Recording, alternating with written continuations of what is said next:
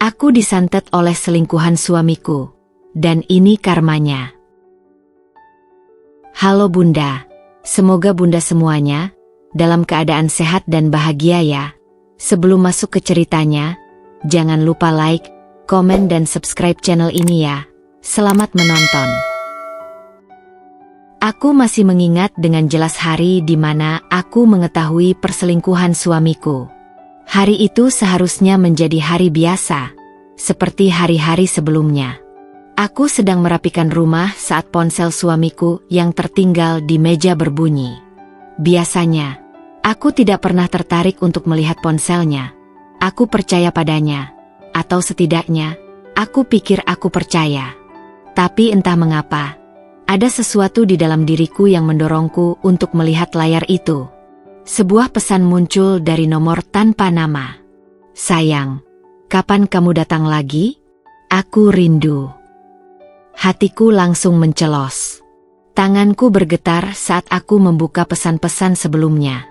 Ada begitu banyak percakapan mesra, janji-janji pertemuan, bahkan foto-foto mereka berdua.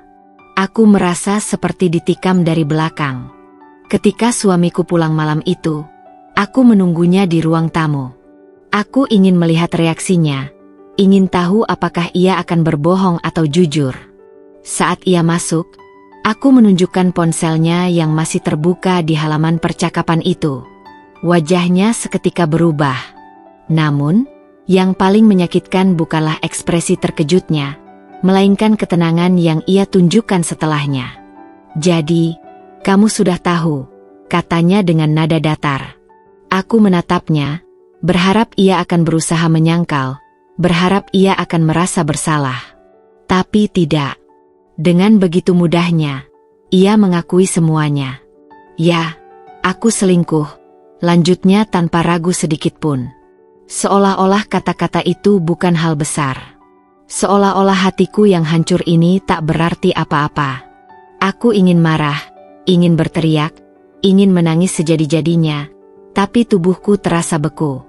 Aku hanya bisa duduk di sana, membiarkan kenyataan pahit ini menamparku berkali-kali. Aku berpikir bahwa setelah semua yang kulakukan untuknya, menjadi istri yang setia, mengurus rumah, mendukungnya saat ia masih berjuang dalam pekerjaannya, tidak ada satupun yang cukup baginya. Malam itu, aku duduk di dalam kamar, menatap bayanganku di cermin. Mataku sembab, wajahku terlihat begitu lelah dan kusam. Aku mengingat kembali perkataan suamiku, kamu tidak lagi menarik. Sejak kapan aku berubah? Aku memang tidak lagi seperti dulu. Saat awal pernikahan kami, aku sibuk mengurus rumah, memastikan suamiku nyaman, dan memenuhi segala kebutuhannya. Aku lupa merawat diri, lupa memperhatikan penampilanku. Tapi apakah itu alasan yang cukup untuk dikhianati? Air mataku mengalir tanpa bisa kuhentikan. Aku mencoba menghapusnya dengan kasar. Tetapi tangisku semakin pecah. Aku ingin marah, ingin membela diri, ingin mengatakan padanya bahwa ini tidak adil. Tapi suamiku bahkan tidak memberiku kesempatan untuk berbicara. Aku mendengar suara tawa dari ruang tamu. Hati ini semakin hancur ketika aku menyadari bahwa itu suara perempuan itu, perempuan yang telah merebut tempatku. Aku menggigit bibir, menekan dadaku yang terasa sesak. Aku tidak ingin mendengar mereka, tapi suara itu terlalu dekat, terlalu nyata. Aku berusaha menutup telinga, berharap semuanya hanyalah mimpi buruk yang akan berakhir saat aku membuka mata. Tapi ini bukan mimpi. Ini kenyataan yang harus kuterima. Aku masih ingat saat pertama kali mengenal suamiku. Ia dulu begitu perhatian, begitu hangat. Ia selalu menggenggam tanganku, memastikan aku baik-baik saja. Aku berpikir bahwa aku telah menikahi seseorang yang akan menjagaku, yang akan selalu berada di sisiku dalam keadaan apapun. Tapi ternyata, aku salah. Malam itu, aku tidak bisa tidur. Aku hanya duduk di ujung tempat tidur, memeluk diriku sendiri, berusaha menemukan sedikit kekuatan. Di pagi hari, aku berharap semuanya akan berubah. Aku berharap suamiku akan melihatku dan merasa bersalah. Tapi yang kutemukan hanyalah pemandangan yang semakin membuatku hancur. Ia duduk di meja makan, menikmati sarapannya bersama perempuan itu. Mereka berbicara dengan begitu santai, seolah-olah aku tidak ada di sana. Seolah-olah aku hanyalah seorang tamu tak diundang di rumahku sendiri. Hatiku berteriak, tapi bibirku tetap terkatup rapat. Aku ingin menamparnya, ingin mengusir perempuan itu, ingin melakukan sesuatu. Tapi kakiku terasa berat, tubuhku seakan lumpuh. Aku berbalik, berjalan kembali ke kamar, dan mengunci diri di dalamnya. Aku sadar, aku sedang terjebak dalam pernikahan yang tidak lagi memberiku tempat. Dan yang lebih menyakitkan, aku tidak tahu harus berbuat apa untuk keluar dari penderitaan ini. Hari-hari berlalu dengan penuh penderitaan. Aku merasa seperti bayangan di rumahku sendiri, berjalan tanpa arah, tanpa suara, tanpa makna. Setiap sudut rumah ini, yang dulunya penuh kehangatan, kini terasa seperti penjara. Aku ingin pergi. Aku ingin meninggalkan semua ini. Tapi kemana? Aku tidak punya pekerjaan, tidak punya tabungan, dan orang tuaku bergantung pada nafkah yang diberikan suamiku. Jika aku pergi, mereka akan menderita. Aku tidak sanggup membiarkan itu terjadi. Aku mencoba mencari solusi, berpikir mungkin aku bisa bekerja, bisa mencari cara untuk mandiri. Tapi suamiku tahu bagaimana membuatku tetap terjebak. Kamu mau kerja? Kerja apa? Kamu bahkan tidak punya pengalaman, katanya dengan nada mengejek saat aku mencoba membicarakan kemungkinan mencari pekerjaan.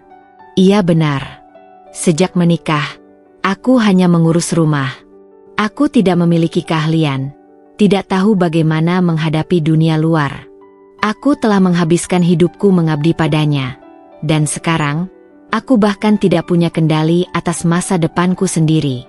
Setiap kali aku menunjukkan tanda-tanda ingin keluar dari keadaan ini, ia akan mengingatkanku pada satu hal yang selalu menjadi kelemahanku, keluargaku. Kamu mau pergi? Silakan.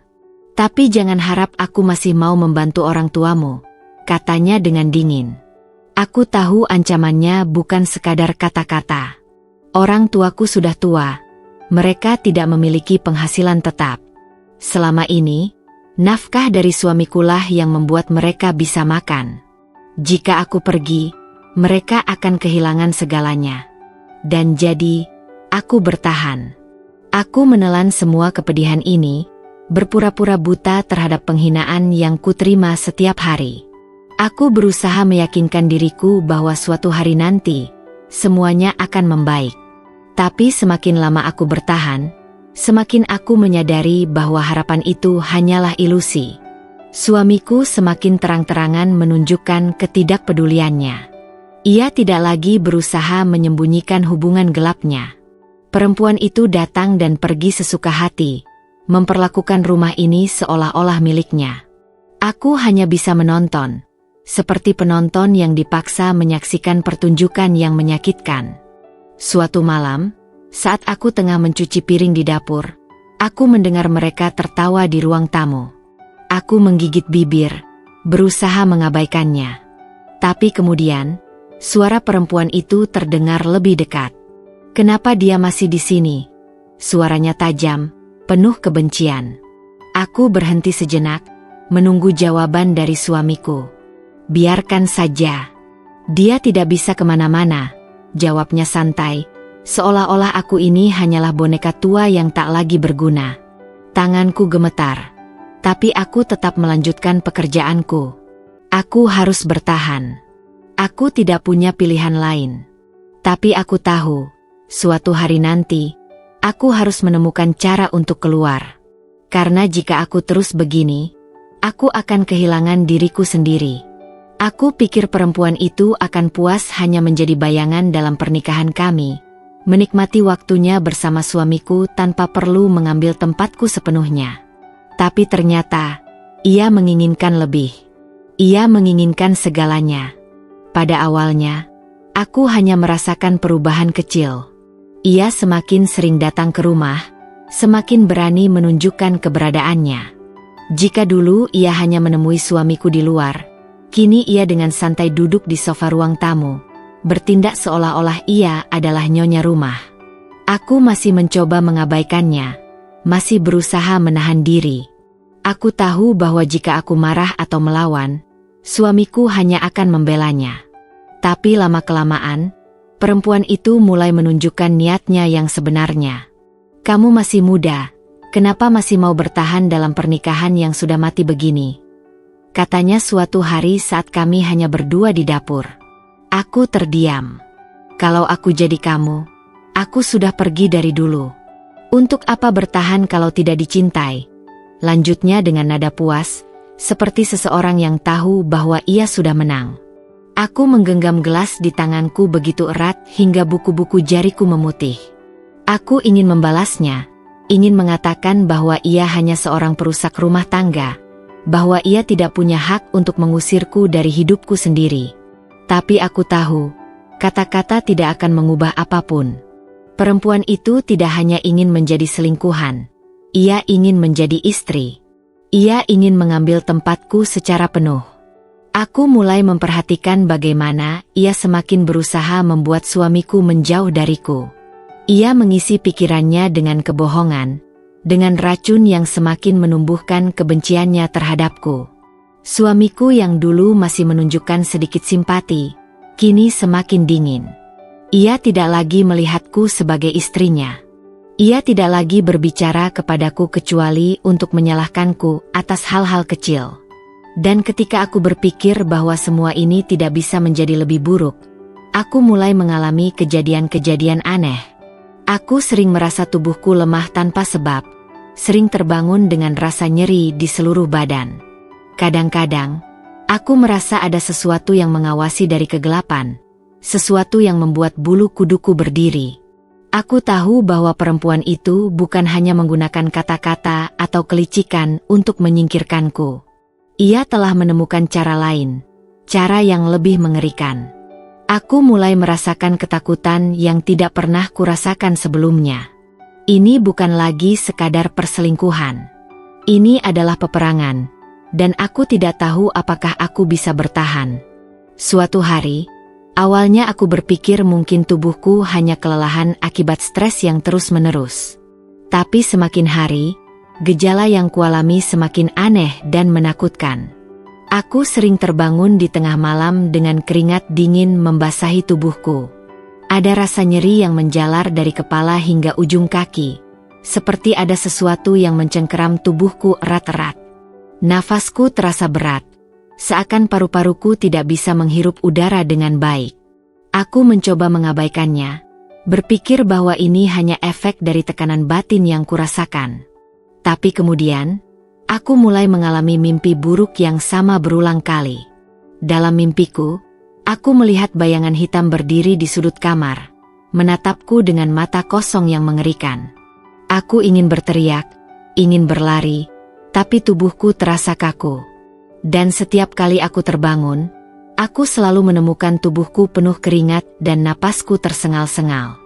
Lalu, sesuatu yang lebih buruk terjadi. Suatu malam, saat aku hendak tidur, aku merasakan sesuatu bergerak di dalam perutku. Rasanya seperti ada sesuatu yang hidup di dalam sana, bergerak-gerak dengan kasar. Aku mengerang kesakitan, menggenggam perutku dengan kedua tangan.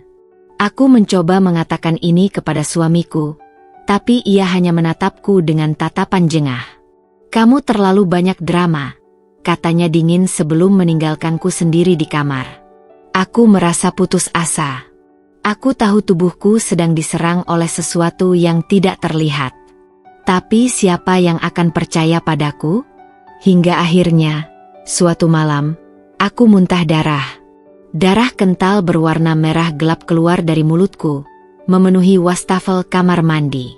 Tubuhku terasa semakin lemah, lututku bergetar hingga aku jatuh terduduk di lantai. Aku menangis, ketakutan dengan apa yang terjadi padaku. Aku pergi ke dokter keesokan harinya, berharap ada penjelasan medis untuk semua ini. Namun setelah menjalani serangkaian tes, dokter hanya menggeleng. "Semuanya normal. Tidak ada yang salah dengan tubuh Anda. katanya. Aku menatapnya tidak percaya. Bagaimana mungkin semuanya normal jika aku merasa tubuhku seperti perlahan-lahan mati? Saat aku pulang, perempuan itu menatapku dengan senyum penuh kemenangan. Aku tidak tahu apakah ini hanya pikiranku yang dipenuhi paranoia, tapi ada sesuatu dalam sorot matanya yang membuatku yakin, ini bukan sekadar kebetulan. Ia menginginkan aku menderita. Ia menginginkan aku pergi. Dan sekarang, aku mulai percaya bahwa ia menggunakan cara-cara yang lebih dari sekadar manipulasi atau kebohongan.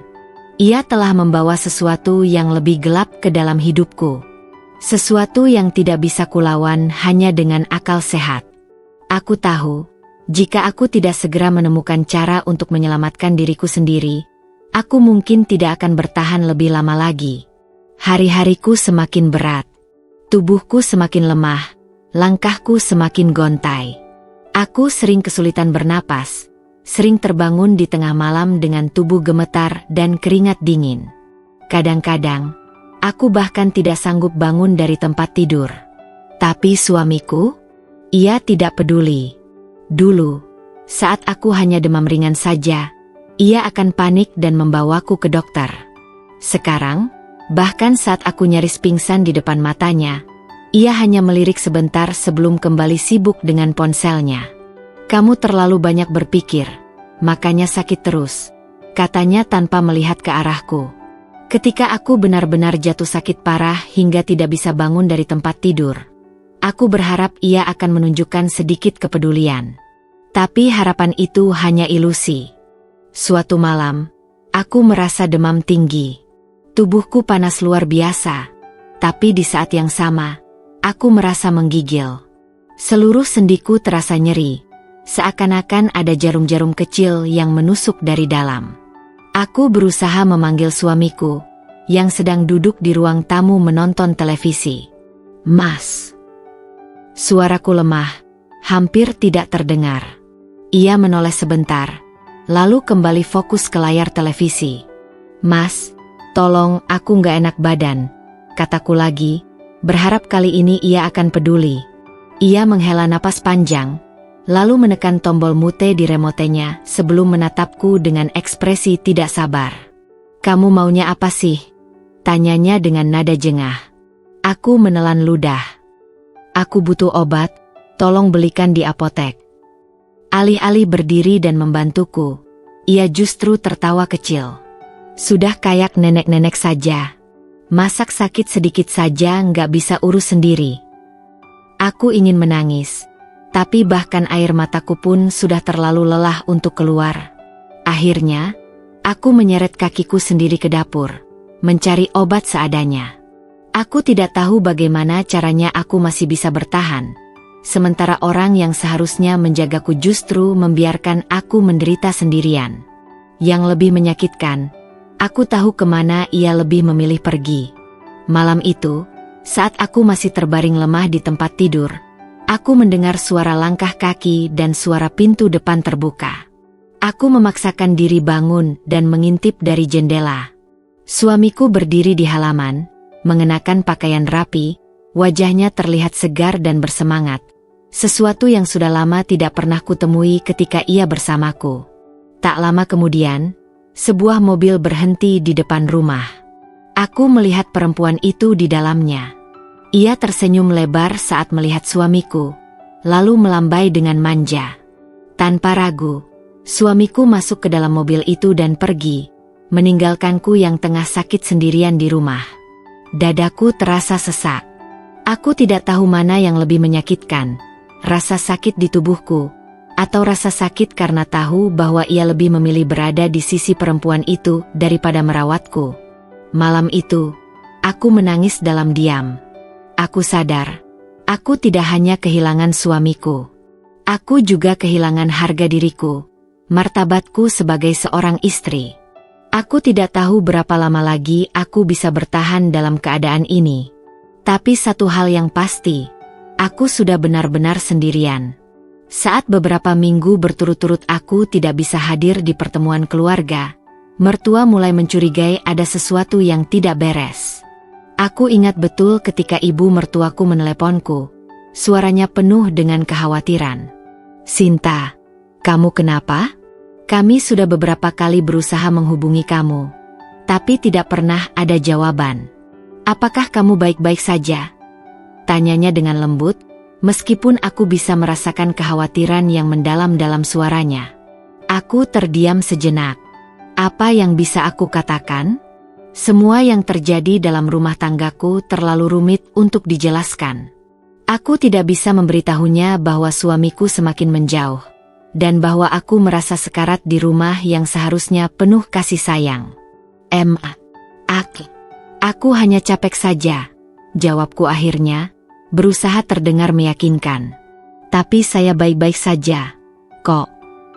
Ibu mertuaku tidak langsung puas dengan jawabanku.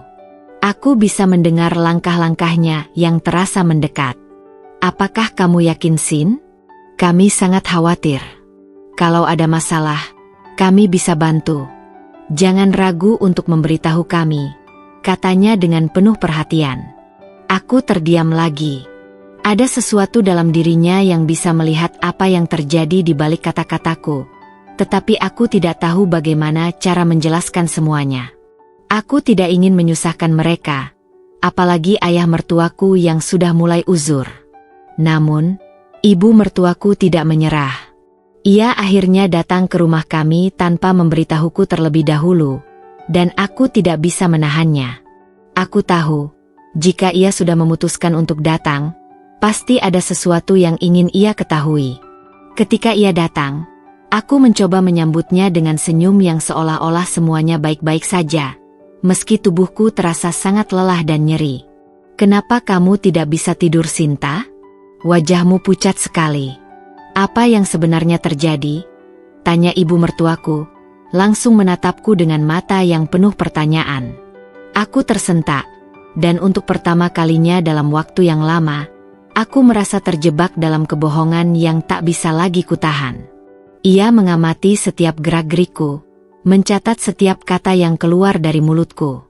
Aku bisa melihat jelas bahwa ia mulai menyadari bahwa aku tidak lagi menjadi diri yang dulu. Ibu mertuaku tidak langsung bertanya lebih jauh, tetapi aku bisa merasakan adanya ketegangan di udara. Ia meminta izin untuk melihat kamar tidur kami. Aku hanya bisa mengangguk, tahu bahwa ia ingin melihat keadaan rumah kami lebih dekat. Saat memasuki kamar, ibu mertuaku segera melihat betapa kotor dan berantakannya kamar tidur kami.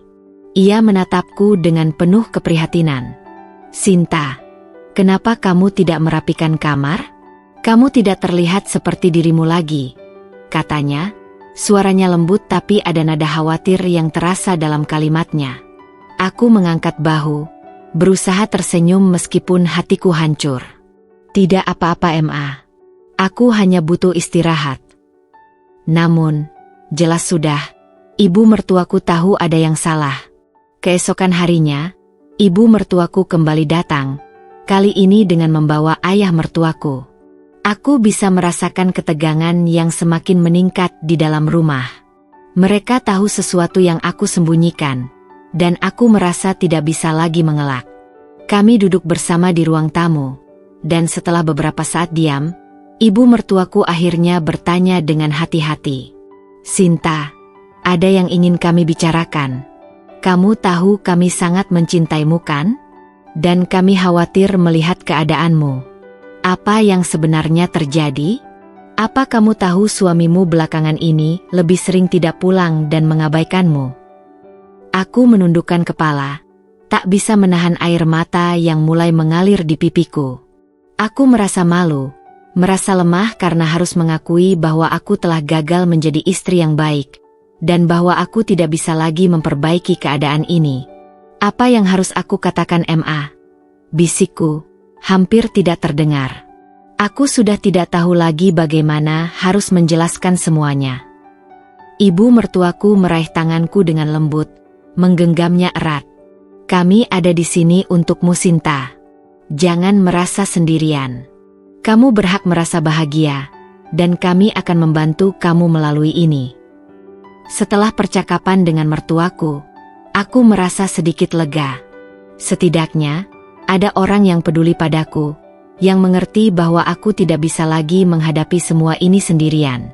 Ibu mertuaku memutuskan untuk membawaku ke seorang ustaz yang terkenal dengan kemampuannya dalam menangani masalah yang tidak dapat dijelaskan dengan logika, seperti gangguan gaib atau masalah spiritual lainnya. Aku merasa ragu. Apakah semua ini memang berkaitan dengan hal-hal yang tidak terlihat? Aku sudah mencoba berpikir rasional, tapi gejala-gejala yang kuhadapi semakin aneh dan semakin tidak masuk akal. Aku merasa seolah-olah tubuhku ini bukan milikku lagi. Bahkan, rasanya seperti ada sesuatu yang mengendalikan diriku, membuatku semakin lemah dan kehilangan energi. Saat kami tiba di rumah ustaz itu, suasana di dalamnya sangat berbeda. Rumah yang tampaknya sederhana, namun penuh dengan keheningan yang menenangkan. Ustaz itu, seorang pria tua dengan janggut putih dan mata tajam, menyambut kami dengan senyum yang sangat ramah. "Selamat datang. Kami sudah menunggu kedatanganmu," kata ustaz itu dengan suara lembut yang penuh ketenangan. Aku hanya mengangguk, merasa aneh berada di tempat yang terasa begitu asing bagiku. Ibu mertuaku menggenggam tanganku erat, seolah memberiku kekuatan untuk melangkah lebih jauh. Kami duduk di ruang tengah yang dipenuhi dengan berbagai kitab suci dan benda-benda spiritual. Ustaz itu mulai berbicara tentang pentingnya menjaga keimanan, lalu mulai mengajukan beberapa pertanyaan. "Apakah kamu merasa ada yang aneh dengan tubuhmu? Dengan perasaanmu?" tanyanya dengan suara yang tenang namun penuh makna. Aku menelan ludah, merasa tidak tahu bagaimana menjelaskan semua yang kualami. "Ya, saya merasa sangat lemah. Seperti ada sesuatu yang menggerogoti tubuh saya dari dalam. Saya juga merasa sangat takut, seakan-akan ada yang mengawasi saya setiap saat." Ustaz itu mengangguk pelan, lalu menatapku dengan tajam. "Ada sesuatu yang tidak beres, Sinta. Ini bukan sekadar masalah fisik. Kamu sedang mengalami gangguan yang dikirim oleh seseorang yang ingin melihat kamu menderita." Seketika, tubuhku terasa kaku. Aku tahu apa yang ia maksud. Aku tidak perlu bertanya lebih jauh. Selama ini aku sudah merasa bahwa ada seseorang yang dengan sengaja ingin melihat aku jatuh. Seseorang yang dengan licik berusaha merenggut kebahagiaanku. Perempuan itu. Ustaz itu mulai membaca beberapa ayat suci dengan suara yang dalam dan penuh wibawa. Aku merasakan energi yang sangat kuat memenuhi ruangan, seolah seluruh tubuhku bergetar mendengar lantunan doa-doa yang keluar dari bibirnya. Ibu mertuaku duduk di sampingku, menyentuh tangan dan memberi dukungan. Tiba-tiba, aku merasakan sensasi yang sangat asing. Tubuhku mulai terasa panas, dan kemudian ada rasa sejuk yang menyebar ke seluruh tubuhku, seolah-olah sesuatu sedang berusaha keluar dari dalam diriku. Aku merasa seperti ada sesuatu yang terbebas, yang sebelumnya terperangkap di dalam diri ini. Ustaz itu menghentikan bacaan dan menatapku dengan penuh perhatian. "Apa yang kamu rasakan?" tanyanya. Aku menghirup napas dalam-dalam, berusaha merasakan apa yang baru saja terjadi. "Saya merasa seperti ada sesuatu yang lepas dari tubuh saya," jawabku, suaraku terdengar lebih kuat daripada sebelumnya. Ustaz itu tersenyum, dan matanya berbinar. "Itu adalah energi negatif yang telah disusupkan ke dalam dirimu. Kamu harus terus menjaga dirimu dengan doa dan ibadah, karena hanya dengan keteguhan imanlah kamu bisa melawan ini semua."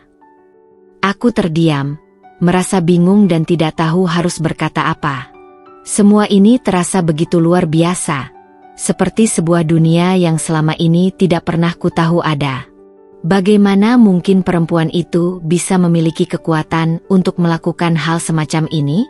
Tapi di sisi lain, aku juga tahu bahwa aku sudah tidak bisa lagi bertahan dengan cara-cara biasa. Aku harus mencari jalan keluar, tidak peduli seberapa sulitnya. "Jangan khawatir, Sinta. Allah selalu bersama orang-orang yang berserah diri kepadanya," kata ustaz itu dengan keyakinan. "Sekarang, yang perlu kamu lakukan adalah berdoa, mendekatkan diri padanya, dan menjauhkan dirimu dari hal-hal yang bisa membahayakan imanmu." Aku mengangguk pelan, merasa sedikit lebih ringan setelah mendengar kata-katanya. Namun, aku tahu jalan ini tidak akan mudah. Rasa sakitku masih ada, dan aku harus terus berjuang untuk sembuh. Ibu mertuaku memelukku dengan penuh kasih. Kami akan terus mendukungmu, Nak. Kami akan berjalan bersamamu melalui semua ini. Aku merasa sedikit tenang dengan dukungan mereka, meskipun aku tahu perjuangan ini baru saja dimulai. Dalam hati, aku berdoa agar Allah memberikan kekuatan untuk menghadapi semua cobaan ini. Setelah pertemuan dengan ustaz itu, hidupku perlahan mulai berubah. Meskipun tubuhku masih lemah dan rasa sakit itu belum juga pergi, ada sesuatu yang mulai menyentuh hatiku. Ketika aku mendekatkan diri pada Allah, aku merasakan kedamaian yang belum pernah kurasakan sebelumnya. Aku mulai membaca Al-Quran setiap pagi dan malam, berdoa lebih lama, dan berusaha mengingatnya dalam setiap langkah hidupku. Awalnya, aku merasa ragu. Aku merasa terlalu banyak dosa yang telah aku lakukan, terlalu banyak kebohongan yang aku sembunyikan. Namun, ustaz itu mengatakan kepadaku bahwa Allah Maha Pengampun, dan tidak ada yang sia-sia selama seseorang masih ingin kembali kepadanya dengan hati yang tulus. Aku mulai merasakan perubahan kecil dalam diriku. Rasa takut yang menghantuiku mulai berkurang. Setiap kali aku merasakan tubuhku lemah dan sakit, aku berusaha untuk tetap berdoa, meyakinkan diriku bahwa Allah akan memberikan kekuatan.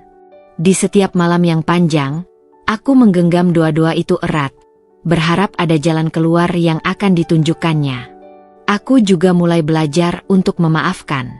Tidak mudah, tentu saja, terutama untuk memaafkan suamiku.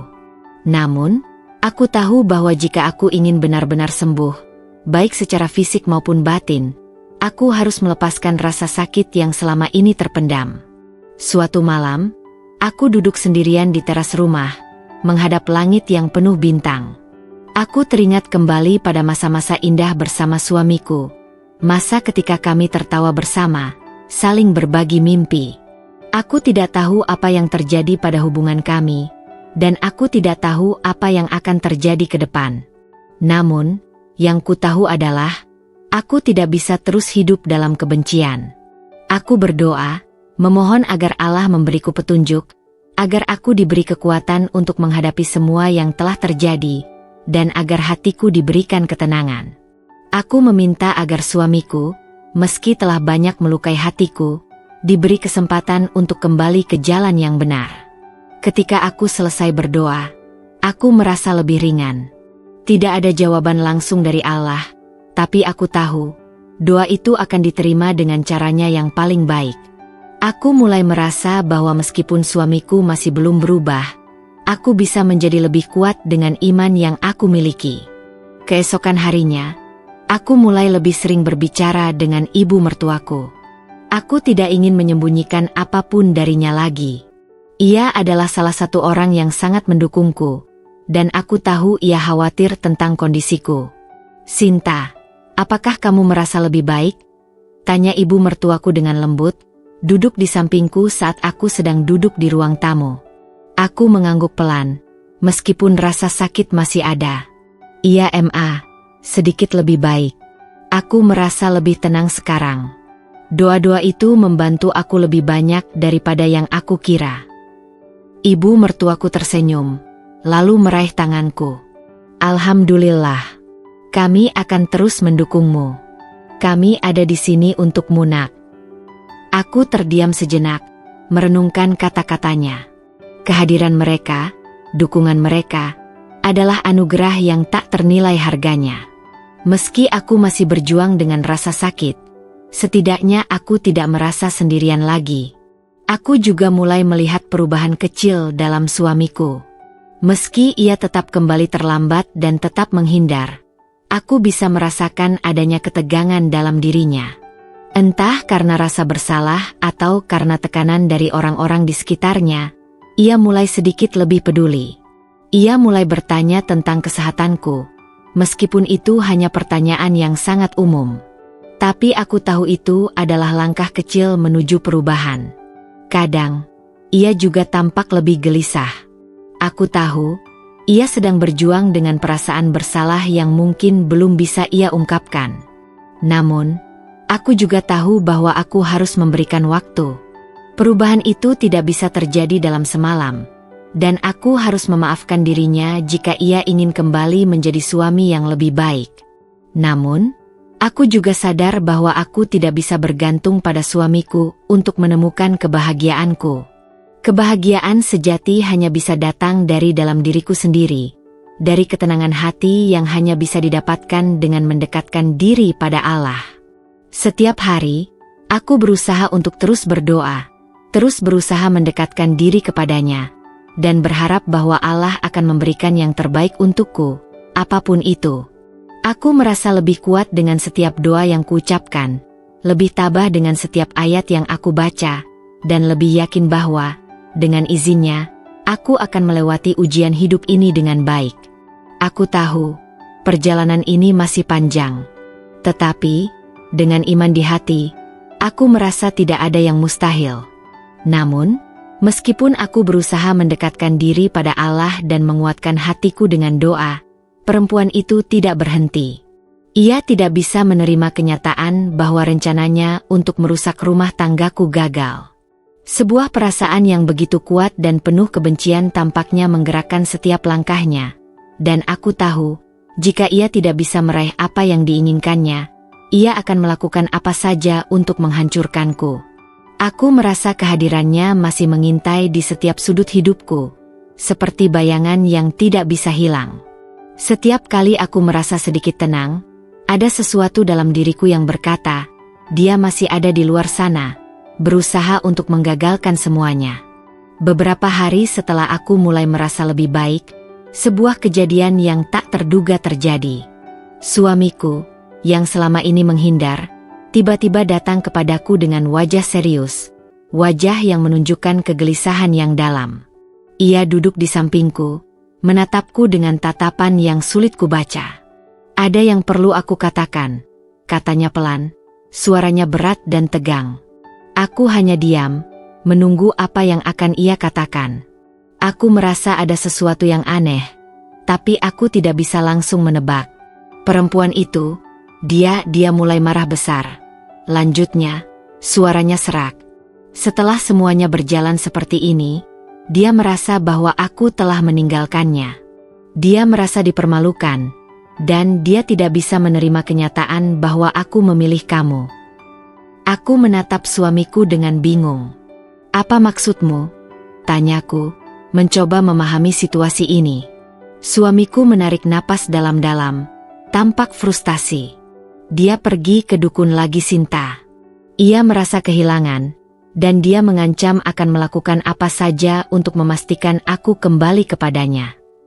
Aku terdiam, rasa sakit yang baru saja mulai mereda kini kembali muncul dengan tajam.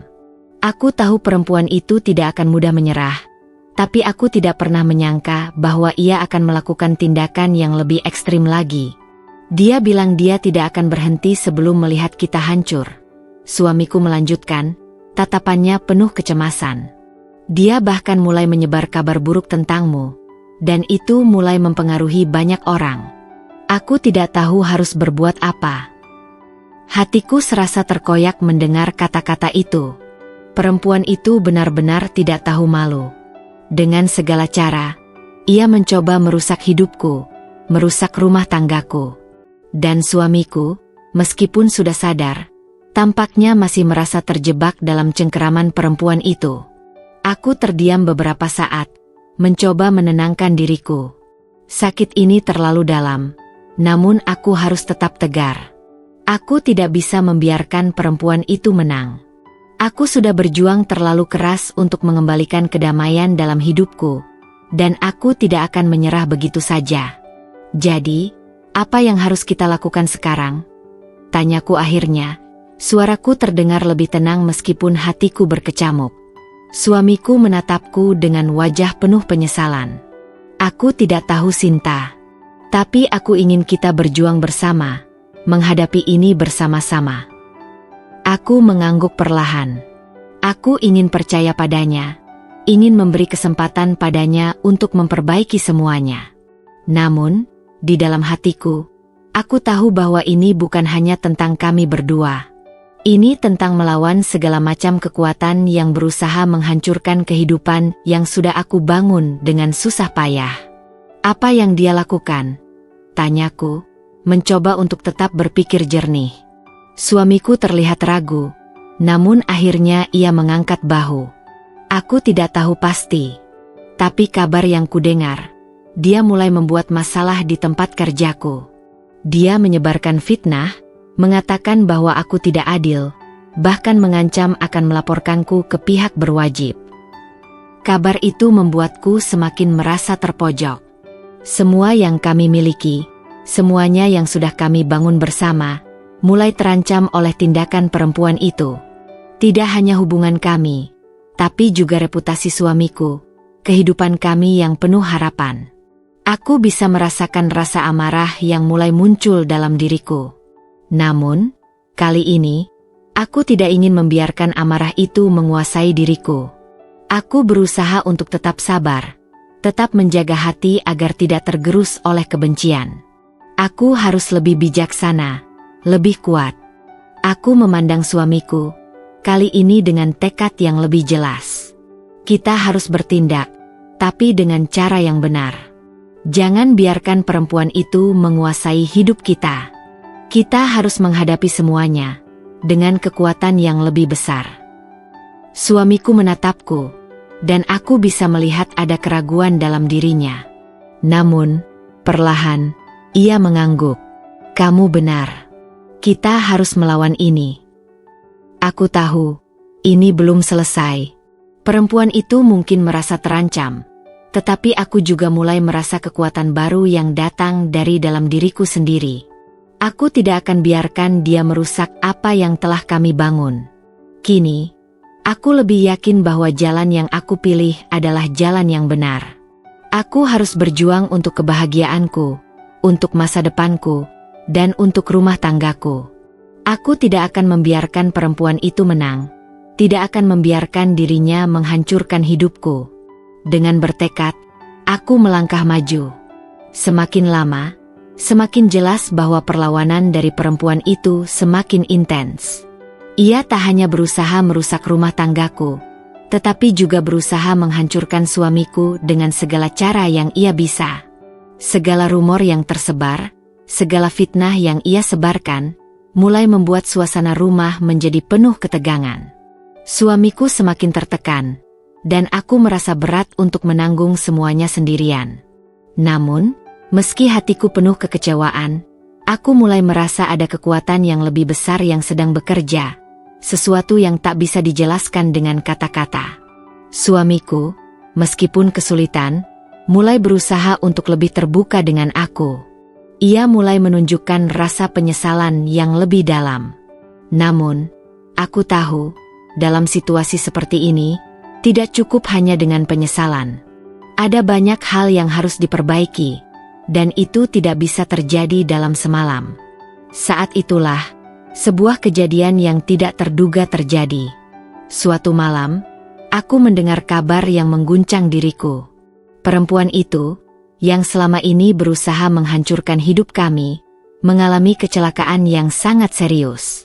Ia terjatuh dari tangga di rumahnya dan harus dilarikan ke rumah sakit dengan luka yang cukup parah. Kabar itu datang begitu cepat, dan aku tidak tahu harus merasa apa. Apakah ini karma yang sedang terjadi? Apakah ini akibat dari perbuatannya selama ini? Suamiku datang kepadaku dengan wajah yang cemas. Ia tampak bingung, bahkan sedikit merasa bersalah. Sinta, aku tidak tahu apa yang sebenarnya terjadi.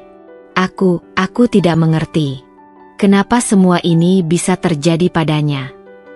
Aku menatapnya, mencoba untuk tetap tenang. Aku tahu perasaan suamiku. Meskipun ia tidak lagi memiliki hubungan dengan perempuan itu, ia merasa terikat karena telah begitu lama berada dalam cengkeraman perasaannya. Namun, aku juga merasa sulit untuk merasa kasihan. Perempuan itu telah menyakiti kami begitu dalam, dan sekarang, Aku tidak tahu apakah ini adalah sebuah pelajaran yang harus dipahami oleh semua pihak. Ini bukan salahmu, kataku pelan, mencoba memberikan ketenangan pada suamiku. Tapi kadang, apa yang kita lakukan kepada orang lain bisa berbalik kepada kita. Ini mungkin sebuah peringatan, sebuah tanda bahwa setiap perbuatan ada konsekuensinya. Suamiku terdiam, kemudian mengangguk pelan. Meskipun ia tidak mengatakan apapun, aku tahu bahwa ia sedang berjuang dengan perasaan bersalah dan rasa takut. Ia tidak tahu apa yang harus dilakukan. Perempuan itu yang dulu sangat berarti baginya, kini mengalami nasib yang buruk, dan ia merasa bertanggung jawab, meskipun perbuatannya sudah berakhir. Aku pun merasa bingung. Di satu sisi, aku tahu bahwa karma itu ada, dan apa yang telah perempuan itu lakukan pasti ada balasannya. Tapi di sisi lain, aku juga merasa kasihan. Aku tidak ingin menjadi orang yang membiarkan kebencian menguasai hatiku, meskipun banyak yang telah ia lakukan untuk menyakitiku. Keesokan harinya, kabar semakin jelas.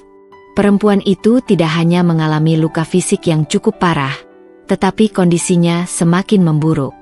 Ia terpaksa menjalani serangkaian operasi untuk pemulihan.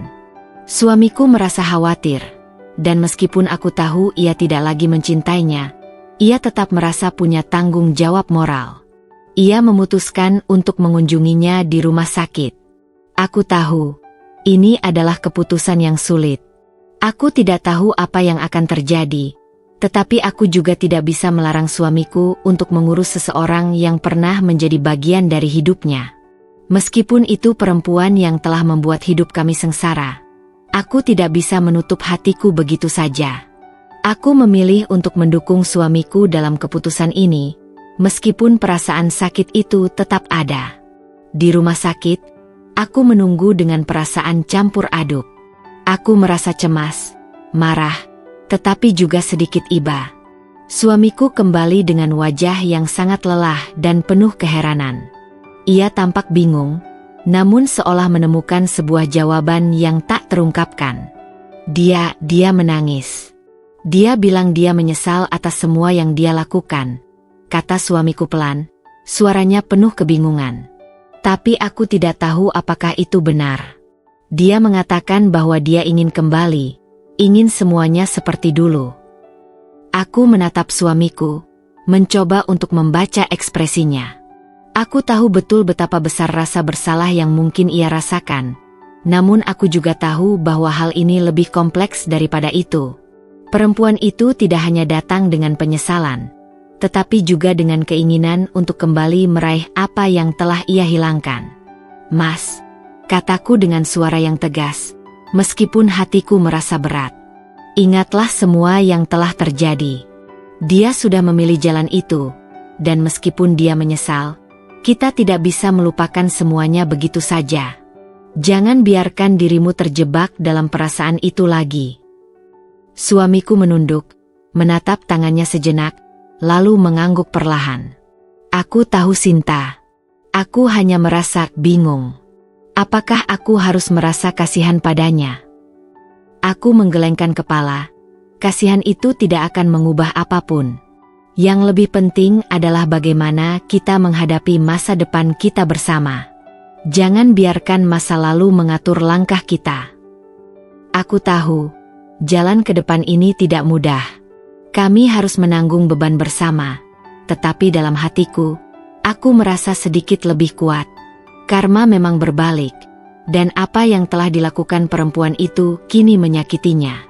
Tetapi lebih dari itu, aku ingin kami berdua belajar dari kesalahan dan memperbaiki hidup kami bersama. Kami harus menjalani hidup ini dengan penuh kesadaran, agar tak lagi terjebak dalam permainan dunia yang penuh dengan kebohongan dan kesalahan. Karma itu memang datang dengan cara yang tak terduga. Namun, lebih penting lagi, bagaimana kita menghadapinya dan memperbaiki diri setelahnya. Hari-hari setelah kejadian itu menjadi waktu yang penuh dengan pertanyaan dan refleksi. Aku tidak tahu apa yang benar-benar terjadi dengan perasaan kami berdua, tetapi satu hal yang pasti, suamiku berusaha sekuat tenaga untuk memperbaiki semuanya. Aku merasa ada sesuatu yang berbeda dalam sikapnya, meskipun aku tahu proses ini tidak akan mudah. Aku masih merasa ragu. Bagaimana bisa aku kembali mempercayai seseorang yang telah begitu banyak menyakitiku? Namun, ada sesuatu dalam dirinya yang membuatku merasa bahwa mungkin, hanya mungkin, dia benar-benar menyesal. Dan aku pun mulai mempertimbangkan kemungkinan untuk memberikan kesempatan kedua. Malam itu, setelah seharian sibuk dengan pekerjaan dan rutinitas, kami duduk bersama di ruang tamu, tanpa banyak kata.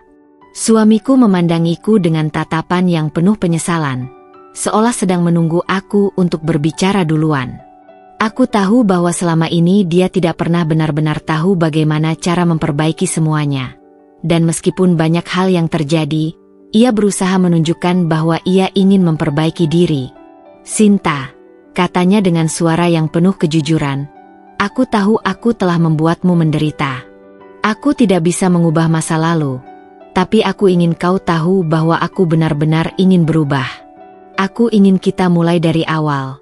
Aku ingin membangun kembali kepercayaan yang sudah rusak." Aku menatap suamiku, mencoba mencari kejujuran di matanya. Kata-kata itu terdengar begitu tulus, namun hati kecilku masih dipenuhi dengan keraguan. Apakah mungkin ada perubahan sejauh itu? Apakah perasaan ini bisa kembali seperti dulu? "Aku tidak tahu, Mas," jawabku akhirnya, menatapnya dengan hati yang berat. Aku merasa sangat terluka. Aku tidak tahu apakah aku bisa melupakan semuanya. Semua yang kamu lakukan, semua yang aku alami, itu bukanlah hal yang mudah untuk diabaikan. Suamiku mengangguk, wajahnya penuh dengan kesedihan dan penyesalan. "Aku tahu. Aku tidak bisa memaksa kamu untuk melupakan semuanya. Aku tahu itu adalah hal yang hampir mustahil. Tetapi aku ingin kamu tahu, aku siap untuk berjuang untukmu, untuk kita.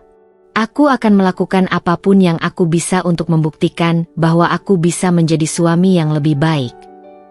Aku terdiam sejenak, merenung. Ketika aku melihatnya, aku melihat perubahan yang nyata, bukan hanya kata-kata, tapi juga dalam cara dia memperlakukanku. Dia mulai lebih perhatian, lebih mendengarkan, dan lebih peduli dengan apa yang aku rasakan. Dan aku pun mulai merasakan sedikit demi sedikit, sebuah perasaan yang dulu pernah ada, harapan. Hari-hari setelahnya kami mulai lebih sering berbicara.